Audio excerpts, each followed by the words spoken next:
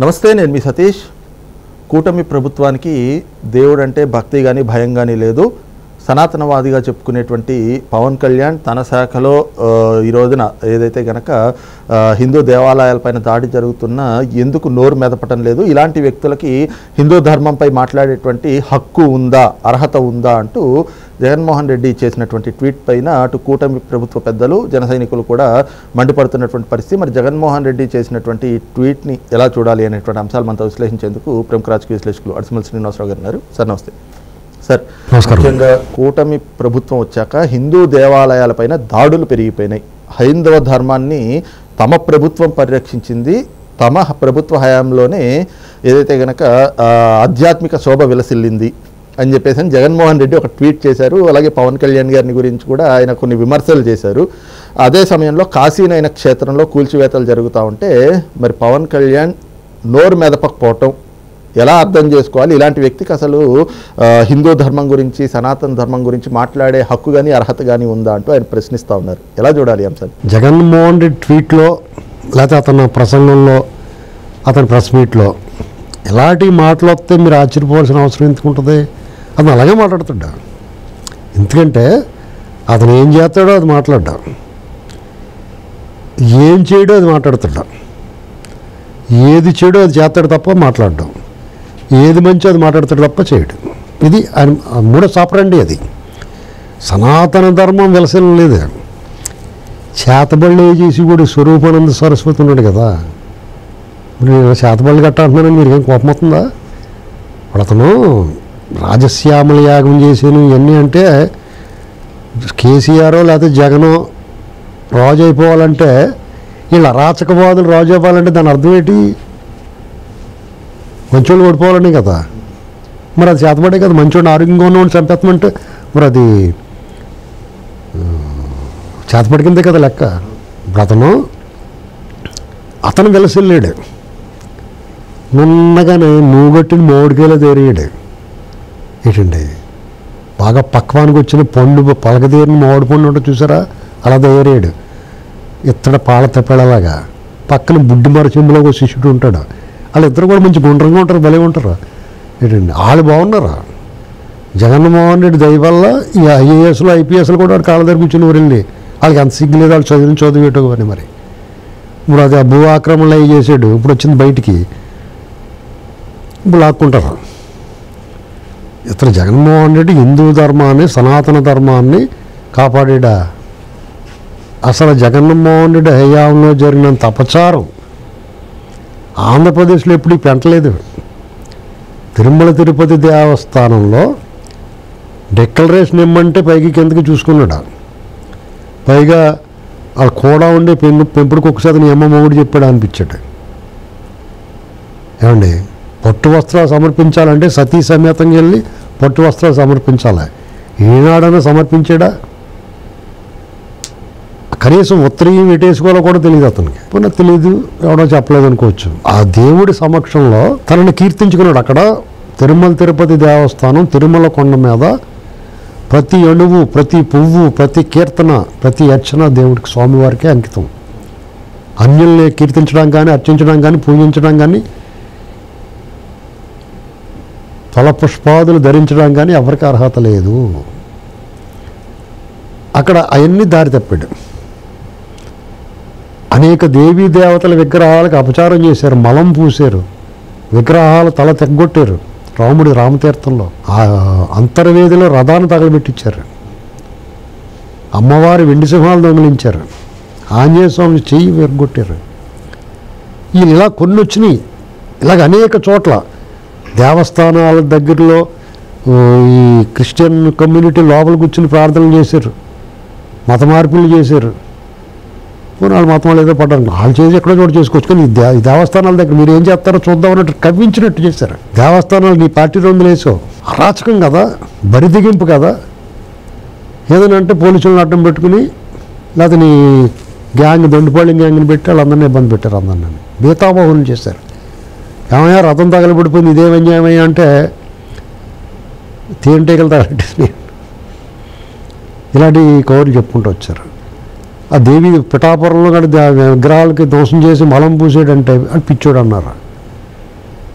ఇలాంటి పనులన్నీ చేసి గతంలో కనకదుర్గమ్మ ఫ్లైఓవర్ వేసినప్పుడు కొన్ని గుళ్ళు తొలగించాల్సి వస్తే అది నేషనల్ హైవేస్ అథారిటీ వాళ్ళ ప్రాజెక్టు, కేంద్ర ప్రభుత్వ సంస్థ వాళ్ళ చేతిలో ఉంటుంది. అప్పుడు గుళ్ళు తొలగించాల్సి వస్తే అది అప్పుడున్న ప్రభుత్వమే పడ్డారు, బీజేపీ వాళ్ళతో కలిసి సోమవీర్రాజు లాంటి వాళ్ళందరూ కలిపి. ఏంటండి అభివృద్ధి కార్యక్రమాలు చేస్తున్నాడు. గుజరాత్లో ఎన్ని గుళ్ళు తీసేసినా కానీ నూరెత్తడే అవడం. ఈ జగన్ లాంటి బ్యాచ్ అలాగే మాడతారండి. ఆ వెండి విగ్రహాలు ఊసి పుడికిలేదు, లోపలేసి చేయించాలి. ఈ ప్రభుత్వం కూడా చాలా స్పీడ్గా ఉండాలి. లేకపోతే ఇలాగే మాట్లాడతారు. ప్రతిదాన్ని లైవ్లో ఉంచాలండి వాళ్ళు చేసిన తప్పుల్ని. ఆ వెండి విగ్రహాలు ఏమేమి అనేటువంటి దాని మీద కేసు నడుతుందని నోరు మూసుకుంటాడు కదా, మాట్లాడదు కదా. ఎవడ హయాంలో జరిగింది? రామతీర్థంలో తల తగ్గొట్టిన కేసు లైవ్లో పెట్టారు. ఇంకొప్పుడు బోరు ఏమో ఎంత కొంచెం కూడా నోరు మూసుకుంటాడు కదా, మాట్లాడదు కదా. కనీసం నీ మీద అబద్ధాలు లేకుండా ఉంటాడు కదా. స్వామి కార్యం స్వకార్యం నెరవేరుతుంది కదా. ఒక పక్కన దోషుల్ని శిక్షించవచ్చు, దేవుడికి కూడా న్యాయం చేయొచ్చు. అలా తిరుమల తిరుపతి దేవస్థానంలో చేసిన అపచారాలు, అవినీతి, అక్రమాలు అసలు అంతే లేదు కదా. లడ్డు విషయంలో కల్తీ నెయ్యి విషయం అది ఎస్టాబ్లిష్ అవుతుంది కదా. చెత్త డంపింగ్ యార్డ్ దగ్గర కూడా దోచేసుకున్నారు కదా వీళ్ళు. అందుకనే సిగ్గు. ఇప్పుడు కాశీనాయన విషయం ఉంది, అది నిజంగా పొరపాటే. నేను ఎందుకు పొరపాటు అంటే చట్ట ప్రకారం అది చేయటం కరెక్టే. కానీ ఒక చోట అన్నదానాలు చేస్తా పూజలు పునస్కారాలు చేసుకున్నప్పుడు కొంత వెసులుబాటు ఇవ్వాలి. చాలా నుంచి నడుస్తుంది, ఇవాళ కొత్తగా పెట్టింది కాదు అది. నిజమే అటవీ భూములు ఆక్రమించుకున్నారు. దాన్ని ఇవాళే అర్జెంటుగా మీరు ఎందుకు పెద్దిరెడ్డిది ఎందుకు వెళ్ళలేదు? ఈ అటవీ శాఖ అధికారుల తాలూకు దద్దమ్మతనం అది. పెద్దిరెడ్డిని టచ్ చేయలేరు కానీ 10 మందికి అన్నం పెట్టుబడి టచ్ చేశారు. ఎవరికి చెడ్డ పేరు వచ్చింది? అది ఎలా కోస్తున్నాడు అతను? అల్టిమేట్గా ఎవరికి చెడ్డ పేరు వచ్చిందంటే ఇప్పుడు లోకేష్ గారు తను సరిచేశాడు. ఇమీడియట్గా తన సొంత డబ్బులు ఖర్చు పెట్టి వాళ్ళు రూల్ ప్రకారం వెళ్తారు. వాళ్ళు కూల్చేసారు, ఇంకో నేను డబ్బులు ఇచ్చి కడుతున్నాను మీరు పెట్టుకొని బాబు అన్నాడు. అలాగే వాకర్స్ అసోసియేషన్ ఉంది అటవీ భూములు ఆ పార్కుల్లో, ఖచ్చితంగా రుసుము చెల్లించాలి. ఈయన హామీ ఇచ్చాడు మీకు ఫ్రీగా చేస్తానని. అది అటవీ అధికారులు అది కుదరదండి, మనం దేశం అంతా ఒకే పాలసీ ఏదంటే ఆ డబ్బులు ఏం కట్టేస్తారు. ఏదైనా ప్రయోజనం ఆయన ఇచ్చిన హామీ నెరవేరాలి. ఈ కాశీనాయన సత్రాన్ని అడ్డం పెట్టుకుని ఇతను ఎంటర్ అయిపోతాడు. ఇలాంటివి చేయడానికి వాళ్ళు కొన్ని చేస్తారు. వాళ్ళే పురమాయించుంటారు, అధికారులకి వెళ్ళుకుంటారు వెళ్ళి చేసేంటారా అని. దాని మీద పవన్ కళ్యాణ్ గారు కూడా స్పందించాలి. యాక్చువల్గానే అటవీ శాఖ ఆయనదే కదా. మరి ఆయన ఎందుకు ఆగాడు? మరి కరెక్ట్గా సరైన సమాధానం చెప్తాడు పవన్ కళ్యాణ్ గారు. ఎలా రేపు చెప్తారు వాళ్ళు, ఆయన ఊరుకోరు. జన సైనికులు తోలు తీసి వేస్తారు. ఇది పరిస్థితి.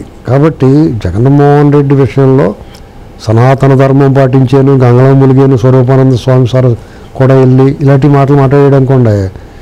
అతను క్రైస్తవులందరూ కూడా అతను ఇలాంటి వేషాలు వేస్తే ఇవన్నీ ఓట్ల కోసం వేస్తున్నాళ్ళే, ఇతను మనోడే అనుకుంటున్నారు క్రైస్తవులు. ప్రసాదాన్ని ముట్టుకోడు, వాళ్ళ ఆవిడని తీసుకెళ్ళడం గుడికి, గుడి సెట్టింగ్ వేయించుకుంటాడో. ఇవన్నీ చూసిన తర్వాత జగన్మోహన్ రెడ్డి మీకు సనాతన రక్షకుడని ఎలాగనుకుంటారో, ఆ ఓటం చూస్తే మీకు ఎలాగుంటుంది ఏంటండి.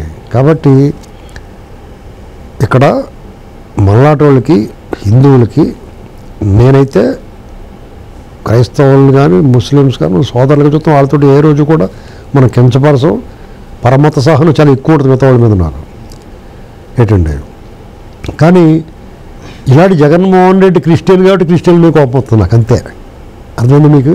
ఎందుకంటే వాళ్ళు పిచ్చారాధన చూసి వాళ్ళు బేసిక్ లేనేటి జాలి, దయ, కరుణ ఈ లక్షణాలు ఏమీ లేని మనుషులు ఆరాధిస్తున్నారు. చూసారా మీరు? ఇక్కడ వాళ్ళు బాటం లైన్ ఏంటి క్రైస్తవులకి? జాలి, దయ, కరుణ, కన్ఫెషన్, పశ్చాత్తాపము, పాపులను కూడా క్షమించటం. ఏమైనా ఉన్నాయి లక్షణాలు? ఒకటన్నా ఉందో జగన్మోహన్ రెడ్డిలో? మరి ఎందుకు అతన్ని మీరు ఆరాధిస్తారు? ఓపెన్ సీక్రెట్ కదా. అంటే ఇక్కడ ఒక్క అంశం ఏమిటి అంటే ఈ ఘటన జరిగి 15 రోజులు అవుతుంది దాదాపు. లోకేష్ గారు స్పందించారు, ఆయన సొంత నిధులతో నిర్మాణం చేస్తా అన్నారు.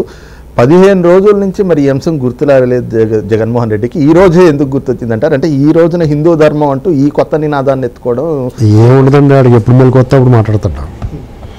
అప్పుడు దాకా ఎవడొచ్చి దాసిన డబ్బులు పట్టుకుపోయాడో, ఎప్పుడు ఈడీ వాళ్ళు వస్తారో, ఎప్పుడు మద్యం కేసులు వస్తాయో చకచకా మారుతూ ఉన్నాయి. ఇప్పుడు విడుదల రజనీ గారు విషయంలో ఆవిడ మీద కేసు నమోదైంది. ఆవిడ రామకృష్ణదేవరాయలు గారిని గెలికింది. ఆయన పార్లమెంట్లో మాట్లాడాడు. అది ప్రకంపనలు సృష్టిస్తుంది. 80,000 కోట్లు అని చెప్పాడు ఆయన. నేను 1,80,000 కోట్లు అంటే దొబ్బేసింది. అది మొత్తం వ్యాపారం వీళ్ళు దొబ్బేసింది ఎంత ఉంటుంది?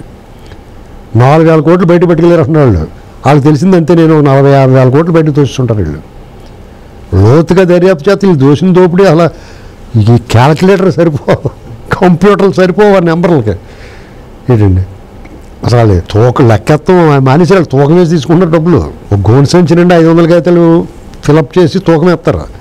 అదేమో 20 కేజీలు వచ్చిందనుకోండి, ఆ కాడి నుంచి 20 కేజీల మూటల్లో ఇంత అమౌంట్ లెక్కేసుకుంటారు అంతే.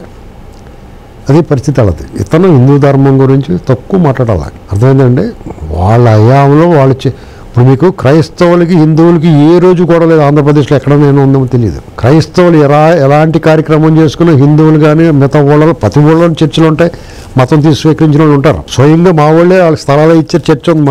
మా వాళ్ళు కూడా కొంతమంది ఆ మతం స్వీకరించారు, మా సమీప బంధువులు. అదని నేను అక్కడ అరుమే కూర్చుంటే ఆ మైకులో చిన్నబడి చూస్తుంటే నాకు వచ్చేసినాయి అవన్నీ ప్రార్థనలో, తర్వాత పాటలో, ఆ బోధనలో నేను చెప్పేస్తాను కావాలితే బైబిల్ అది నాకు అలవాటైపోయింది. దాన్ని మనం స్వీకరిస్తాం.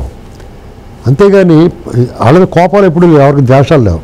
కేవలం జగన్మోహన్ రెడ్డి వచ్చిన తర్వాత కొంతమంది పాస్టర్లు, కొంతమంది క్రైస్తవులు దీన్ని అడ్వాంటేజ్గా తీసుకుని ఓవర్ యాక్షన్ చేయటం వల్ల సమాజంలో చీలికలు వస్తున్నాయి. అది గమనించుకోవాలా. అతని వల్ల నష్టం జరుగుతుంది క్రైస్తవ సమాజానికి. అంత ముందు వరకు వాళ్ళు ఎవరో పట్టించుకునేవారు కాదు. ఈ మధ్య చూడండి, వాళ్ళు ఎక్కడికైనా మత వ్యాప్తి కోసం వెళ్తుంటే వాళ్ళకి తిరగబడతాం ఇవన్నీ చేస్తున్నారు. అంతకుముందు ఎవరు పట్టించుకునేవారు కదా, వాళ్ళ పని వాళ్ళు ప్రార్థనలు గొడవ ఆడుకున్నారు. అది కూడా గమనించుకోవాలి. వాళ్ళు రాజకీయాలకు సపోర్ట్ చేసే వాళ్ళు కూడా హిందువులు సపోర్ట్ చేయరు. ఏ పార్టీ అందరూ తలక పార్టీలో ఉంటారు. ఇది గుర్తుపెట్టి వాళ్ళు కూడా అన్ని పార్టీలను ఆదరించుకోవాలి. ఎవరో ఒకరు కన్సల్టేట్ అయితే మిగతా వాళ్ళందరూ ఏకమైపోతారు. మిగతా వాళ్ళందరూ ఏకమైపోతే మీరు ఏం చేయగలుగుతారు? మణిపూర్లో ఏం జరిగింది?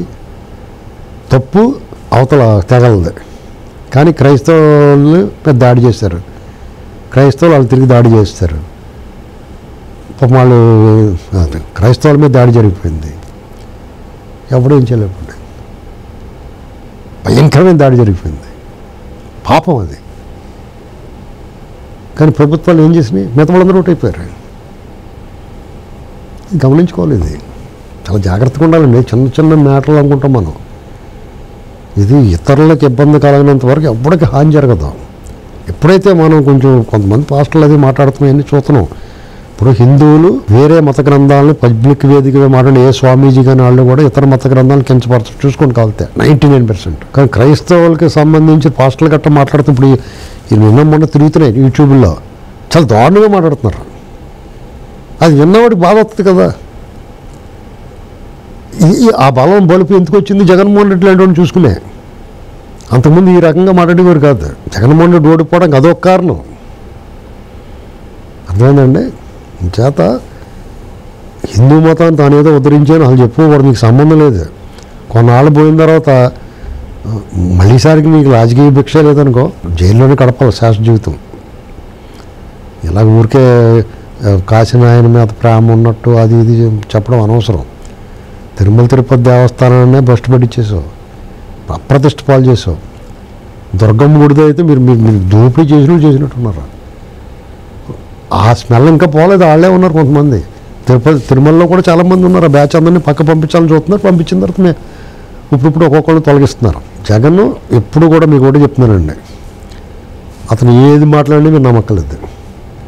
అంటే కొంతమంది మాట్లాడి దొంగోడి మాటలు కూడా మీరు కొన్ని నిజం చెప్తున్నాడు, వీళ్ళ మాటలు మాత్రం నమ్మకం.